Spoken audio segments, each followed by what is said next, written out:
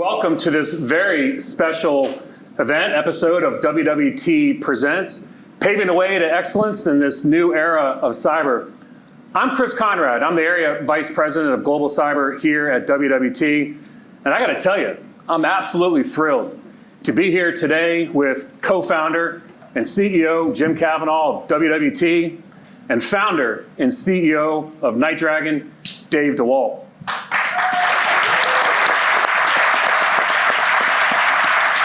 I didn't know Chris had a radio voice, so it's like perfect. Yeah. You know, guys, I've been in cyber now for 25 years, and I can honestly tell you, I've never seen the industry as volatile and as disruptive as it is today. And when you take a look at things like e-crime and ransomware gangs and nation-state attacks, we've got a shortage of skilled resources, ever-changing regulations, and then you throw a thing called AI on top of all of it. And just organizations trying to figure out how do we use it to defend ourselves, but then you have these adversaries who are using it to attack us. And both of you just have tremendous experience, insights, and perspectives, in helping our customers solve some of the most complex challenges that they face every single day. But you also have a unique mindset to understand leading edge trends that may just impact the market and market dynamics. And then, Jim, you've taken Worldwide from a small, innovative startup to a $17 billion global systems integrator, helping our customers just with the speed and complexities of technology. You're recognized globally as a people-first leader, and Worldwide has been recognized as a great place to work now for 12 years in a row, which I think is that's amazing.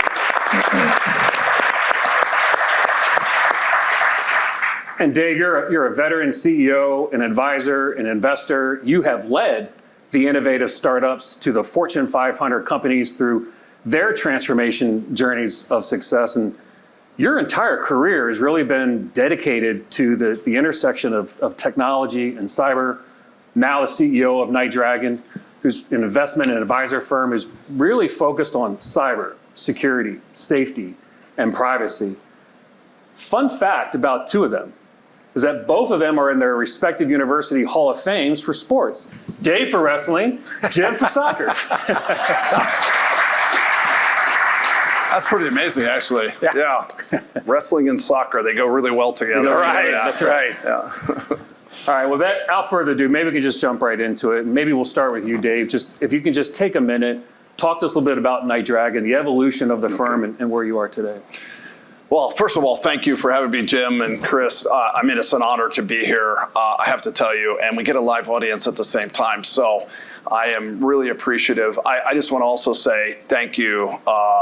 What an honor to partner with Worldwide as well. This is one of the coolest companies, and I'm not just saying it in front of Jim. I really believe that. I've been around tech for over 30 years. This is one of the most trusted, most culturally rich companies I've ever seen. And I've seen a lot of companies, and I mean that sincerely. I know it takes a village of people to work together in a community, 12 years in a row of being a top place to work, but the growth of this company over 20 some years, the perseverance, I can't even tell you how proud I am and honored I am. I just truly mean that, and thank you for all that. Thank you for having me.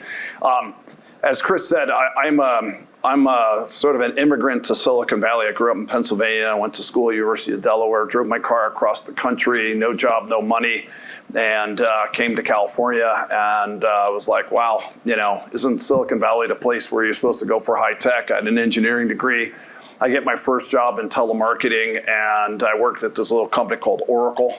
Anybody hear of that company? And I remember my boss, a guy named Tom Siebel, told me I had to make 500 calls a week, 100 calls a day. And I'm like, ouch, and sell RDBMSs over the telephone. So I won't age myself. But, I had a chance to learn and grow up in high tech and was very fortunate to be in Silicon Valley. But I ended up falling in love with security and particularly cybersecurity. I had a front row seat to a lot of the bad things that we started to witness the last 20 years. And almost every year, unfortunately, those bad things get a little worse. And we're living in this incredible environment, an important environment where now the cyberspace has become a real pandemic into itself. And last year we had over 6 trillion of losses in the cyberspace. It's something that needs to get fixed. So I decided to dedicate my life really to this mission of trying to come up with companies and technologies to do it. As Chris mentioned, I first got exposed. I was CEO of Documentum, a document management company. We sold to governments, and then we got bought by EMC, and we acquired a company soon after called RSA. Some of you might know RSA. And I was like, wow, cybersecurity, this is so cool. I love this so much. I then became CEO of McAfee and learned a lot about growing companies and scaling companies. We were a multi-billion-dollar business, generated almost $1 billion of EBITDA as well. That was back when it was cool to do cash and growth at the same time. It changes. But ended up selling the company at Intel Corporation, one of the largest all-cash deals ever done in security, and then found these 2 cool companies, Mandiant and FireEye, and became chairman of both those companies, and both were really important mission infrastructure. One doing incident response, a little company called Mandiant, we grew quite a bit. Other company called FireEye, where we're able to do next generation network security. Grew those companies from small to $1 billion in revenue, and all in a way, it's not to say like, wow, look at that, but it was like the visibility of the threat and the risk and the things that were happening in the world that were just lighting me up. So long-winded way of saying, after FireEye, my partner Ken Gonzalez is in the room here somewhere. Raise your hand. Amy DeSalvatore, another partner's in the room. A couple other people from Night Dragon. It takes a team. A lot of us worked together for 15 plus years operating, and we wanted to reimagine what we think of as venture capital, but specifically in the world of cyber and national security, national safety. What could we do to put capital to work around the biggest threats and risks in the world and help make a difference in the world, like from a mission point of view, but make money too. And so now we have 20 plus companies we've invested into, partnered with many of them, everything from supply chain security to satellites to drones to cyber areas, all the risks and threats that and we're trying to build a really important investment and advisory firm with a really cool logo called Night Dragon. So there you go. Awesome. We're going to need to go into also, we'll come back to it. Maybe you can briefly explain to us and the team a little bit. I don't know if you can actually share that story on how you came up with the name Night Dragon. So let me come back to that one. I'll let you guys think about that a little bit. Just on Worldwide, I'm not going to go through the history of Worldwide, but really to kind of bring things together. So surprisingly enough, Dave and I haven't known each other up until recently. So we actually ran into each other. We were both invited, and he was speaking at a small event. It was about 150 CEOs at Satya Nadella, the CEO of Microsoft, invited up to the Microsoft headquarters to basically give a brief on AI. And there was about a 2-day event that we were up there. And again, it is surprising, as small as the IT world is and cyber, and kind of unique that we haven't run into each other. But we literally ran into each other up there, and Dave was asked to speak at the event. And you think about it, where I'll talk a little bit about it as we kind of chat up here, just where the world is going today. And you think about AI, and then as Microsoft was literally talking about all the things they're doing, from ChatGPT to Azure to their co-pilots and all the things that are be coming out. But what was also incredibly important to Satya and to Microsoft was cyber, and making sure that this is done the right way, and it's done with a level of security, a level of governance, a level of thought and responsibility around what's happening around AI. So you think about these worlds merging together, which it's just fascinating. And I do believe where AI is really taking the world by storm.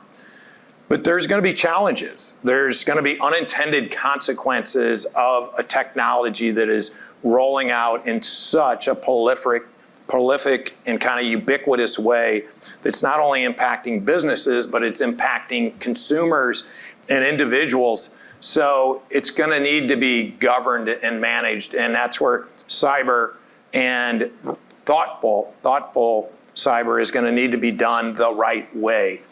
So I would say those are some things that I think, and just for the audience to think about, the way I'm thinking about this and the worldwide leadership team with what we're doing around, call it IT infrastructure, and then you think about moving into real business outcomes. So everyone knows, we've kind of built up and grew the company from IT infrastructure, a VAR to a systems integrator to our labs, to be able to go out and advise and consult organizations, large Fortune 50 type organizations, big global banks, three-letter agencies, the government, public sector, around how they build out their global networks, their data centers, how they're looking at technology, voice, video, collaboration in regards to hybrid work. All that stuff needs to be done securely. And then building out, our software development team to literally be thinking about where the puck is going. And this guy's a hockey fan too, so we'll come back to that one. But where the puck is going, and you think about it, 10 years ago, it's software, and it's digital, and it's mobile, and it's being able to create these customer and partner patient experiences. And now you're looking at AI. So as we built out our software development group, our big data science group around machine learning that's evolved into generative AI, all of these things are going mainstream with businesses. All of them need to be done in a very thoughtful and secure way. So that's the kind of connection. And I guess where I would leave it at a very, very high level is that IT 25, 30 years ago, not to date either one of us, but to go back, it was really a back office operation. It was really IT was keep the lights on, keep the phones going, and then you think about the evolution. Now IT, whether the IT organization wants it or not, you're in the boardroom. Technology is in the boardroom and in the minds of the CEO. And if I looked at three significant areas that is in every boardroom of every company, one is digital transformation. The other one is just really taking the world by storm, is AI, and what does that mean to an organization today? And one that is right there is cyber and security, and how do you do those? So today, the space that we are collectively in is so exciting, and there's so much opportunity. But with that opportunity and things that are literally changing the world comes responsibility. And that's where I think to be doing these types of things in a very responsible way. And you have a guy like Dave that has been around so many different areas and doing so many different things in the cyberspace. And it's really great to have you here. It really, just from a cultural perspective and just also having some fun doing this. And then really creating and doing great things for not only companies, but society. I think that's where I see it. So maybe if we went from all that, because that's where I see really the backdrop of worldwide and a partnership with Night Dragon, and you think about things you're doing with large cyber organizations, but also the innovators, the new emerging ones. Maybe you could give a little bit of background on how the name evolved. Okay. Well, first thing I got to say is, when you meet really cool people, like in a moment you just know it, that was him, right? And we meet at the Microsoft CEO Summit. Was that at the bar? Probably at the bar. Yeah, we might have had a drink in our hand, but no, I mean this in all seriousness. Like, a lot of you are, like just people, and when you meet somebody has the heart, the kindness, and like you have it. And for somebody to take a company from 0 to 17 billion, like there's not many people on the planet who have done that either, and also built a brand and culture and trust. So thank you. And it was great to meet you and have fun. So we'll see who's better at soccer and wrestling in a minute. I'm not sure I want to test that out up here. Well, listen, the Night Dragon story really quickly, it's kind of a fun one. When I was CEO of McAfee, we started to see these highly egregious attacks from nation states onto infrastructure in America. And for a long time, if you know McAfee a little bit, a lot of you probably had it on the computers, that little antivirus thing that would pop up and say, please update every day kind of thing and annoy you. We responded to a lot of viruses and Trojans and various types of worms and things that were going on. And for the most part, it was just a lot of nuisance viruses that were happening. And we built a pretty good business around stopping that. But all of a sudden, a major shift started to occur. and that was government on commercial attacks. And the epiphany that we had at McAfee back in 2008, the time frame was, we started to see large military intelligence operations stealing IP out of America. And it was all over the world, and this came from China. And China began to set up very large operations to steal intellectual property as part of their Belts and Roads strategy that President Xi had to essentially level the playing field with America. Now, I'm not saying anything that's not all public. So what you started to see in the cyber universe was these massive APT campaigns. They were called Advanced Persistent Threats. The cyber people all know this. Chris probably has a tattoo that says APT on his arm, like I do. And we saw these massive campaigns to steal. The first one was called Aurora. It was kind of a famous attack name. Researchers love to name things cool names, so I'll explain it in a second. And Aurora was famous by Google because Google had an epiphany that the Chinese had accessed source code from Google. Google pulls out of China. Let's just say it was a big thing. Look it up. It was a very large political thing. But then we realized there was 153 other source code accesses in high tech in Silicon Valley, and went, wow.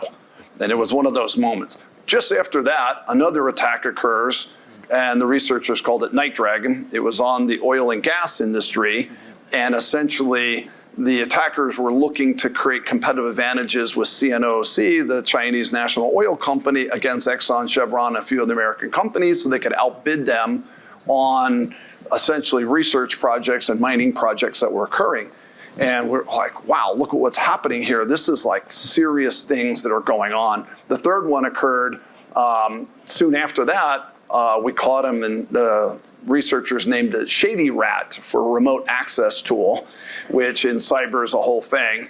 So later in life, you know, I ended up getting a call from the president of China, then the president of the United States, around what's all happening here. We were able to really hack back the Chinese. We learned a lot about the unit that was doing it. It's called 61398, 3rd Division of the PLA. We ended up indicting these military officers as part of that.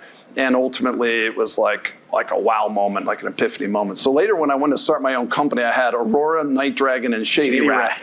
And Shady Rat didn't seem like a good name for a security company, Aurora, Night Dragon. So there it is, seminal moment, Night Dragon. Yeah, very exciting. Even back then, you were saying, weren't you able to to flip back then the cameras around and actually detect some of the things that were going on?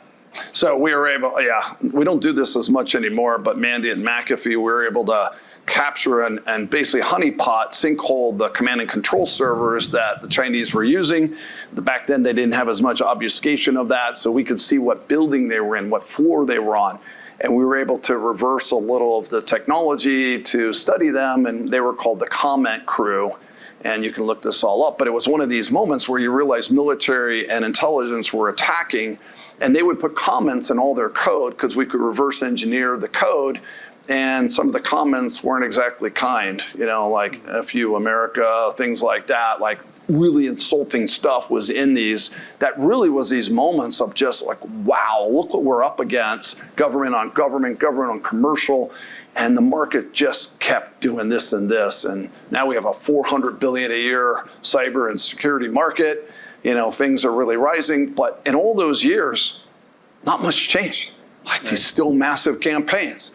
Now we have 110 countries all doing the same type of thing. We have countries that are now doing source and sheltered organizations around it, proxies and things. And Chris knows a lot about this. And so it's just a really amazing playing field that's all happened. Dave, you've said this, that we're in the golden age of cyber innovation. And so obviously that leads to organizations potentially buying more platforms, more tools. What do you think are some of the biggest challenges that CISOs are facing today, and maybe some of the biggest opportunities that they have in front of them? I mean, first of all, I would tell you, I have a lot of empathy for CISOs. Like, this is one of the hardest jobs there is. I mean, you can imagine every day, I don't know if you have your CISO in your room here, but you know, this is a hard job. You come in every day and you're the hockey goalie, right? But yet they're shooting 10,000 pucks at you, right? Or 100,000 pucks at you, and you got to stop them all. And one gets through, it's a bad thing, right? And a bad day. So these CISOs are really challenged with all this technology and now all this regulation and all these attacker groups, and it's a really hard job. So how can you create efficiency? How can you create partners like Worldwide to create trust and relationship? And it's one of the reasons I'm here. I see so much that Jim and this company have built so that you can become one of the most trusted advisors. You already are, but even take it to another level. And the juxtaposition of public sector together with critical infrastructure is something Worldwide has done that almost nobody else has done. So selling to government, selling to commercial enterprise, potentially tying those two together, creating cyber, middle of AI, all the things that you do, wow, does the opportunity seem big to me. But coming back to CISOs for a minute, they want trusted partners, trusted advisors, somebody to trust. They need efficiency. It's a tough job. And so, here we are in this day and age where, it's become one of the most important boardroom conversations from the president on down, and probably one of our biggest existential threats we're facing. Yeah, and I would probably add to that, Chris. Dave, maybe you can comment on it, but also from our perspective, the CISOs are challenged with this barrage of technology that's coming at them, and this barrage of the multitude of cyber companies that are coming out, and they're trying to figure out how do they go with what they believe and what they're being recommended as best of breed, but again, doing it in a way that is very organized and where they don't have 1,000 different, call it cyber, pieces of software, devices that they have to manage, because that gets very complicated. And that's where I would say, what I look at what Night Dragon is doing, and then I look at where Worldwide is as a trusted advisor on behalf of our clients, not only looking at our largest OEMs and what do they do, whether it's at the edge, it's in the network, it's in the database, it's an endpoint. You have to look at all these different pieces, because as Dave mentioned, any one of those are breached, they can cost you. So that's what I would, what I look at, the CISOs have this barrage of technology that's coming at them and new ones that are coming out, and they need trusted partners like Night Dragon, like Worldwide, that can give them true independent advice in regards to what works, how it interoperates, because just because something works doesn't necessarily solve the problem for them. It has to work in a very integrated fashion. And that's where we see a lot of opportunity with things that we're doing in our labs, but also working and trying to put ourselves in the shoes of those CISOs and the challenges that they're dealing with. I'll give you a stat or two, and a lot of the people online will probably know this, the security world, but we now have over 3,000 cyber companies, right? And we've seen tens of billions a year of investment going into the cyber. This is the good news, right? For the positive side is a lot of invested capital, a lot of new companies popping up, companies all over the world. To your point, the complexity. But now think about this. There's no standards for security companies to talk to each other. There's no integration and workflows that are common amongst anything. Think about databases and other applications. We have kind of some standards around areas. Security and cyber has almost nothing. So now you're a CISO with 80, 90 vendors trying to stitch it all together and try not to let one puck get through. And this is a really hard job. So trying to integrate this all becomes important. I'll tell you one more. So now there's more attacker groups than there are vendors. So this is a fact that really shocks people in many cases.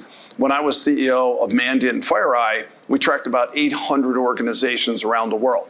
So that may sound like a really big number, 800 organizations that are trying to attack you. And how many times do you see anything where the arrests are occurring in cyber? Like very rarely, right? Because it's hard to adjudicate some of these criminals in places like Iran, North Korea, and Russia, and China. Just in the last couple of years, we're now got 3,500 attacker groups, like organized attacker groups. So we've risen from 800 to 3,500. Last year alone, Mandiant tracks these in their M-Trends report. There was 953 net new attacker groups formed in 1 year. So just imagine this is what CISOs are up against, 3,500 attackers, thousands of vendors, and trying to make no pucks get through the goal. And so here's the situation, and this is why I just love what Worldwide has, is like, how do we, and maybe Night Dragon partnering, come together and help that situation? And with your ATC, and I'd love to talk about what the Advanced Technology Center does, and AI here in this play has a great opportunity too. Yeah, and I would add, one, and, Chris, we can try to, Chris is like, hey, I got a list of things I need to ask over here. He's got the two of us up here. He's going to like, geez, Question one, by the way. I got through one question. We're on Yeah. question one. But, to the point where Dave was going with this, if you really, you think about it, and you think about, we talked about the barrage of these different technologies that are out there, emerging capabilities that CISOs have to sort through and try to figure out what works. And then you think about the emerging cyber, groups that are trying to, hackers that are trying to, nation state organizations, very sophisticated This isn't somebody down in their parents' basement. These are very, very sophisticated groups that are trying to hack into very important areas of governments or businesses. So that is happening in a more significant way. But then again, you go back to the point that I made earlier around what's important to companies and what's important to the boards. And I can assure you, they're being challenged on both ends of this. So if you have a board, on one hand, the CEO is telling the CISO, and he's telling IT, we've got to move faster. We've got to transform our business around digital transformation. We have to enable all the things. We have to provide better access to our customers, our partners, our patients in regards to data and to user experiences. We've got to figure out how are we going to move faster than our competition around AI. And we've got to be willing to take some chances, make some mistakes. Oh, by the way, make sure it's all secure. Make sure everything's done in a very secure way and there's no breaches. Well, that's a tough thing to balance. That's a really tough thing to do when you've got a lot of pressure pushing you that we got to innovate. You got to transform yourself.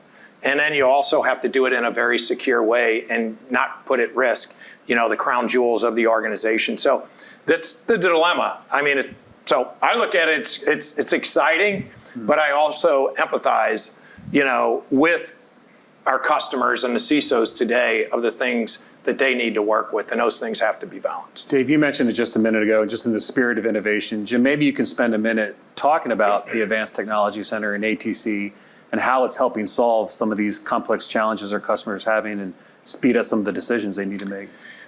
Sure. So the ATC is obviously something I've been intimately involved with a lot of different individuals at Worldwide over the years. So, it's something that has evolved from a rack of equipment to really multiple buildings and multiple racks, hundreds and hundreds of millions of dollars of hardware, software.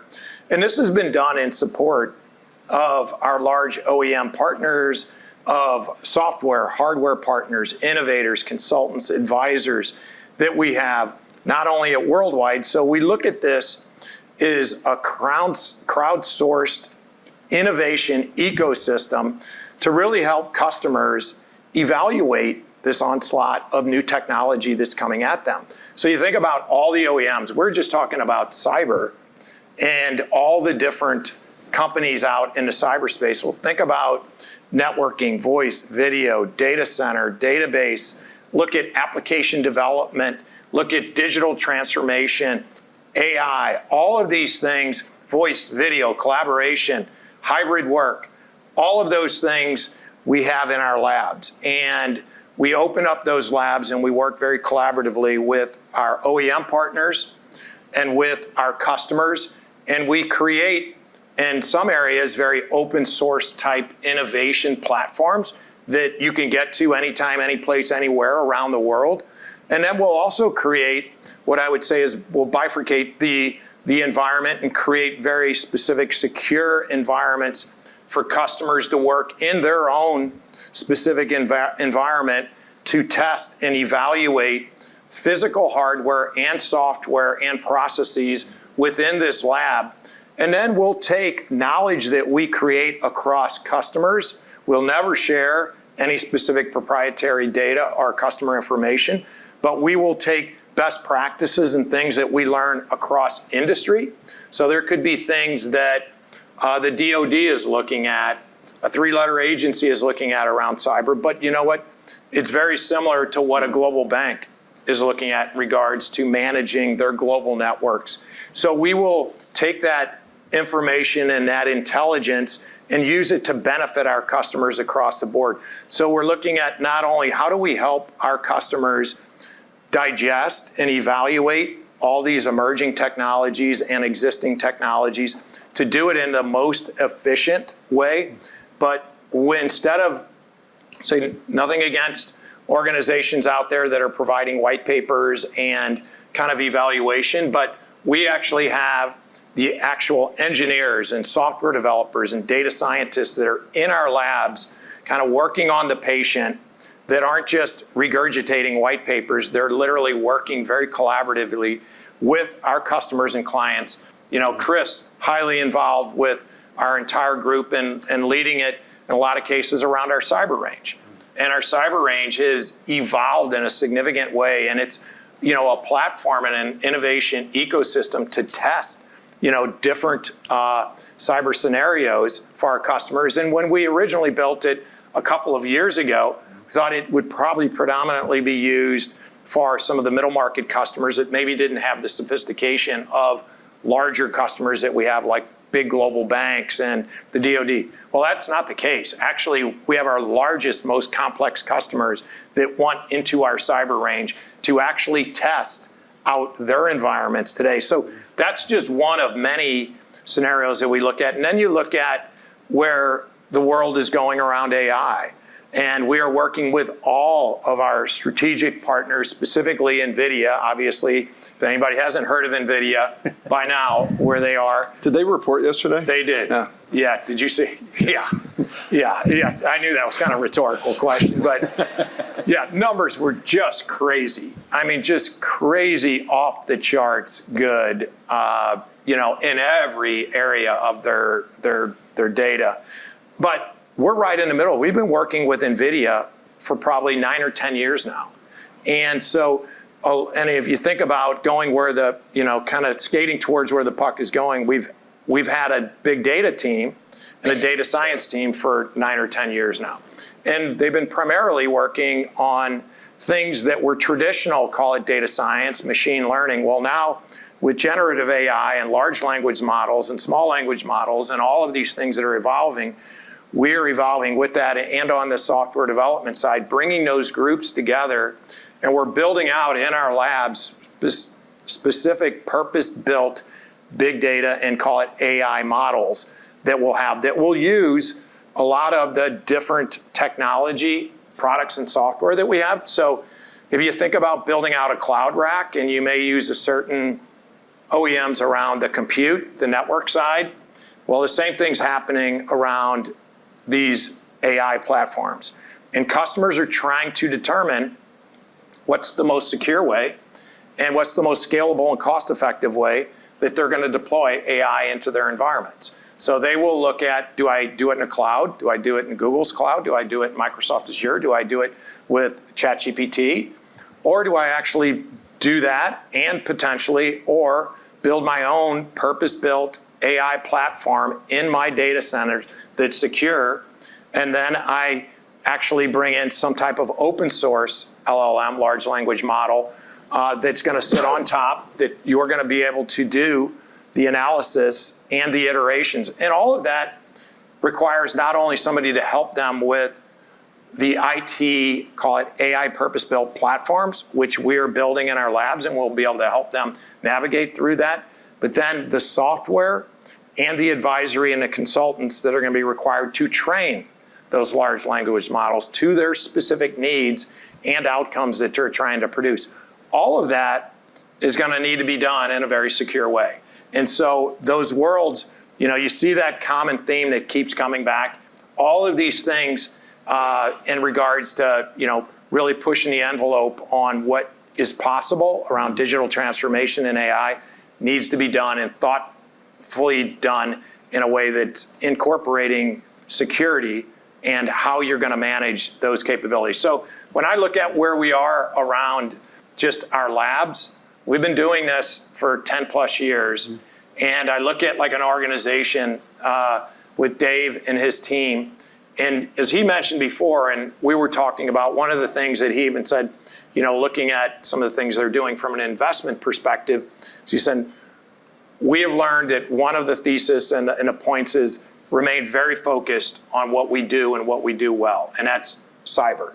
And so staying in that, and so to be able to bring Dave and his team to work collectively and collaboratively with us and the things that we're doing in our labs to help, I would say, evaluate and assess and test things out that are very important to our customers, I think is another multiplier of benefit and value that we get from this partnership and that we can bring to our collective customers. So a lot of really, really exciting things going on with the ATC. Can I underscore that for a minute? I just want to echo what Jim's saying, but do it from a cyber lens entirely for a minute.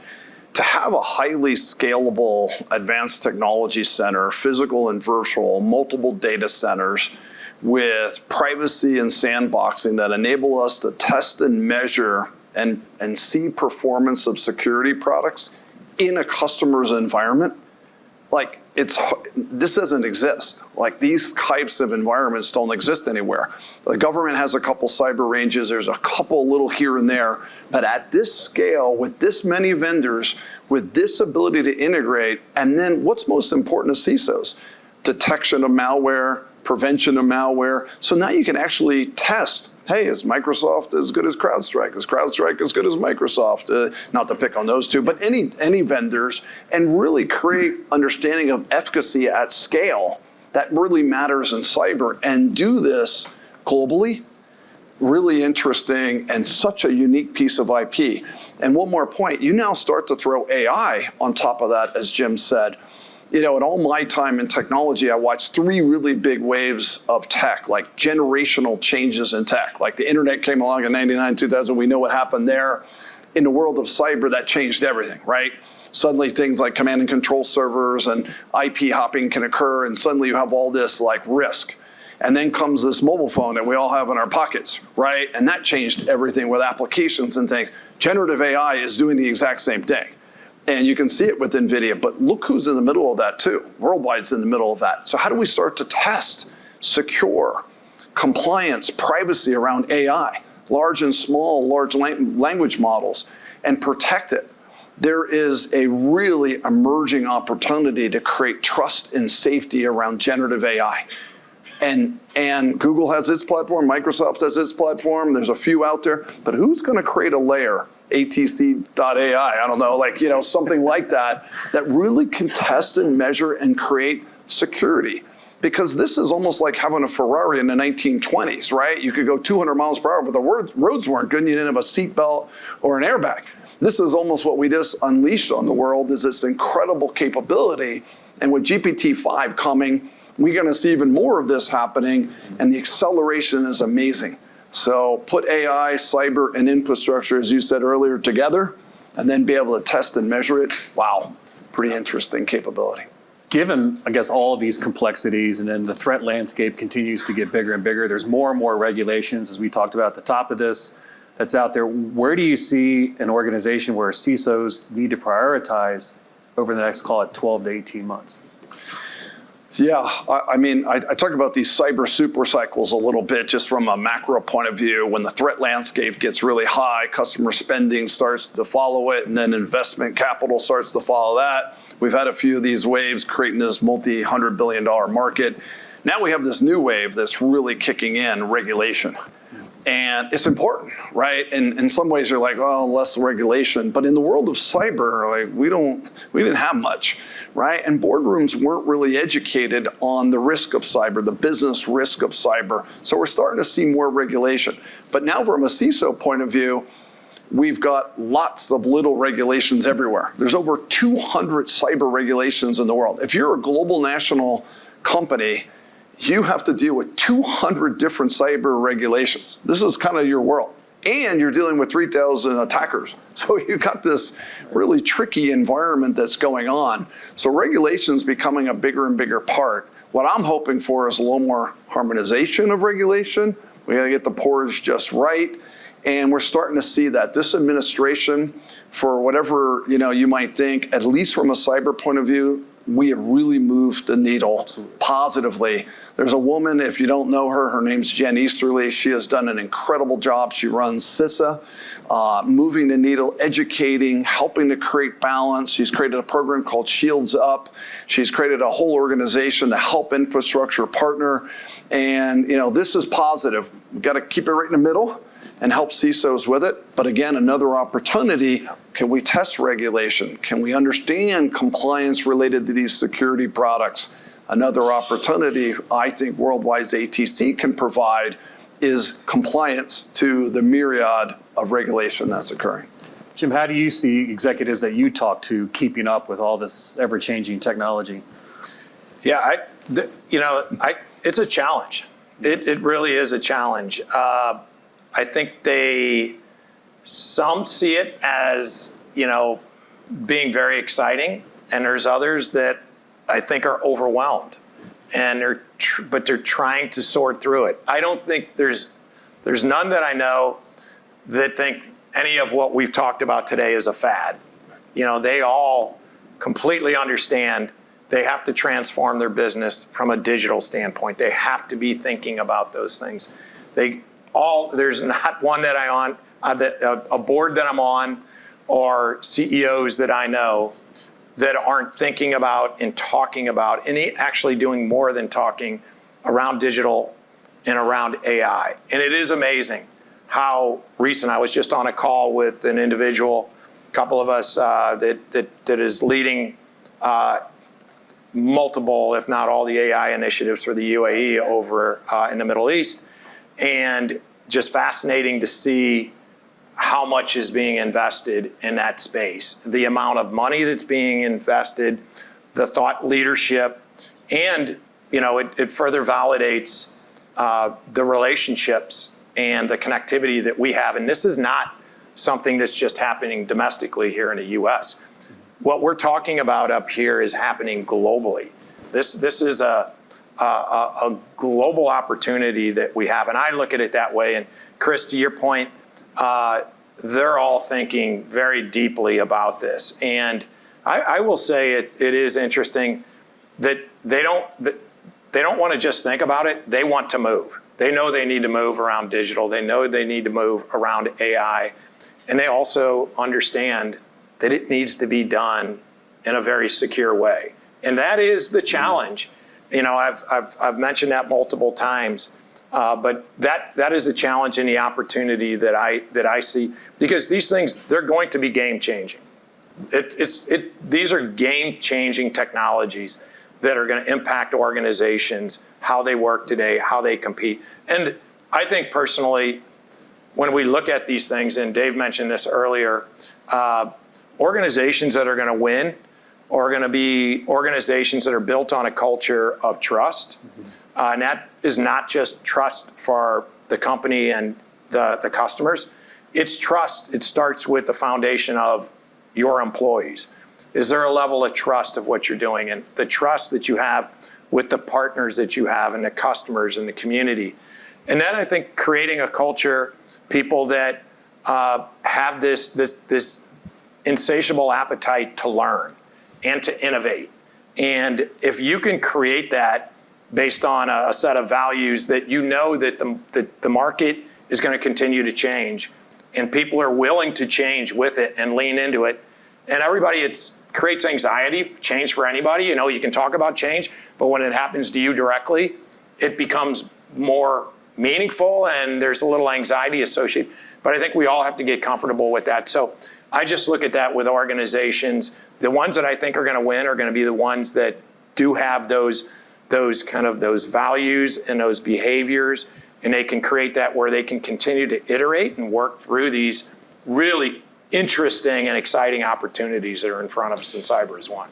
One more comment to that area. It's incredible from my vantage point, looking at venture capital and then applying it to AI and watching what's happening. To give you a little stat, over the last 12 months or so, there's now been over $45 billion of venture capital poured into AI.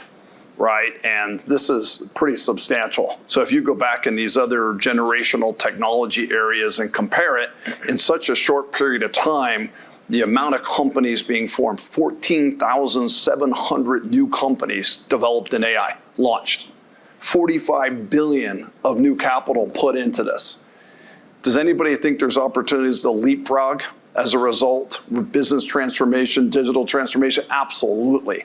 So here's these opportunities. If you're a CEO of a Fortune 500 company, you got to be looking both defensively, like what could come and potentially disrupt me, but also what could I disrupt as well? So now you have this digital transformation coupled with this AI transformation opportunity, and not many times in the world you get to see tectonic shift change opportunities. This is one of those opportunities.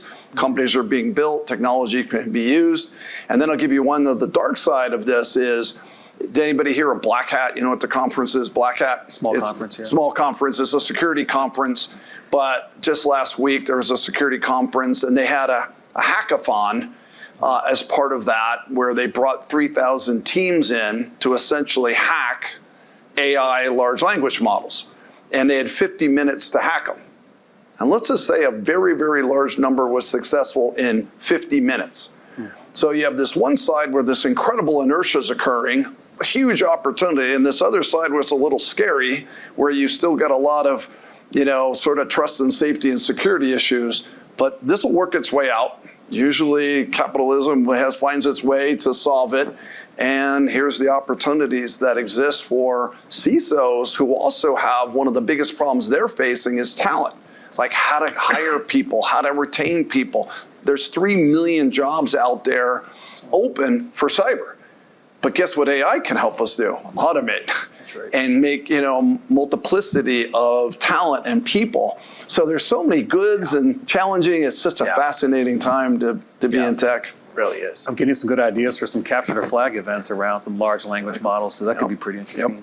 I know we're just about at time. I do have some questions that came in to me as I walked in that I want to get across, and maybe we can get some from the audience too. So maybe we'll start with you, Dave. What role does security play in creating an organization being just more flexible and ultimately secure and resilient? What characteristics? What role does culture play in creating an organization? Culture, I believe culture is everything, right? So, in the world of security, it's really become interesting. Just for 1 second, in cyber typically had been its own domain. And what's happening now is you see things move, and Jim alluded to this, ubiquity of cyber is beginning to happen. It's everywhere. It's in your infrastructure. You now see cyber and physical convergence starting to happen, cyber and supply chain, cyber and industrial, cyber and blockchain. There was just a hackathon in space around hacking satellites. I mean, cyber is kind of everywhere. So the culture is really important because, again, understanding that business risk at a high level, understanding the opportunity, but also, understanding like people, process, and product matter. And then the can-do attitude really matters. And these CISOs, in my opinion, my view is like we need to elevate them more. Do you know there's less than 2% of the Fortune 500 have a CISO on their board? I saw that. Like, it's like a stunning number. So, like when you start to look at the facts, like we've got to elevate that culture a little bit more. And we've got to elevate, the team aspect of all of that, because it's a team that takes defense to happen. It takes a village, as I always like to say.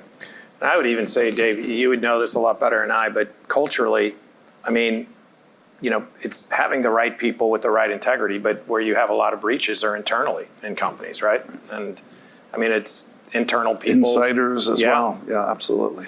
So it's, I think, so important that you have the right people within your organization, because they a lot of times have access to things that others aren't. And, I think the more you can have, the right people and have the right mindset, that is, in alignment with policy, procedures, governance, et cetera. So. Okay, I got to ask you, what position did you play in soccer?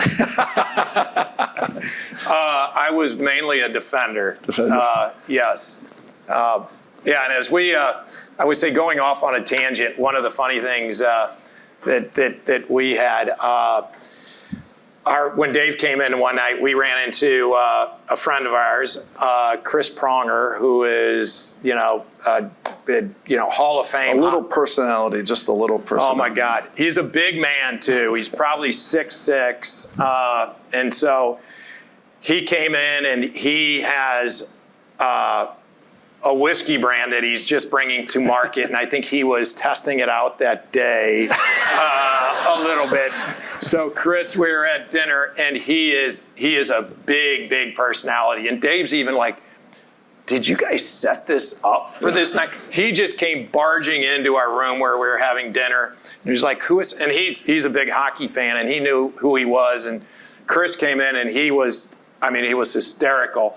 But anyway, I saw him the other day and I don't know, he's sending over a case of his. We saw it already. Did you see? So, yeah. By the way, one of my favorite meetings I've ever had, and it all serendipity, and Chris comes in, and of course, I grew up in Philadelphia, so I'm a Flyers fan. Sorry, Blues fans in the room, but this guy kicked the crap out of a lot of people, right? So, to see how big he was, and then imagine him on skates on top of that. It was just like surreal moment, and just what a wonderful human being too, and just a character in life. And then of course I was later looking up, so how many penalty minutes did he actually have? He led the league in a lot of things, Hall of Fame. That's all. And but just such a wonderful man. And now I have a Pronger shirt. I went and bought a Pronger hockey shirt, and I've got it, proudly wearing it. I'll take a picture when I post, and I'll put Pronger on the back. Kind of cool. And I'll hold up my Journey whiskey at the same time. So we got it. He will love it. He will love it. Maybe before we wrap, just final thoughts and comments or guidance to our audience and maybe some next steps. I'll just start by just saying thank you again to the audience that's here in the room and to the folks online. I'm really proud to have a partnership with Worldwide, to know Jim, to know this company, and Chris, such good people in this world and so much capability and intellectual property. I think the world of cyber needs to know more about Worldwide.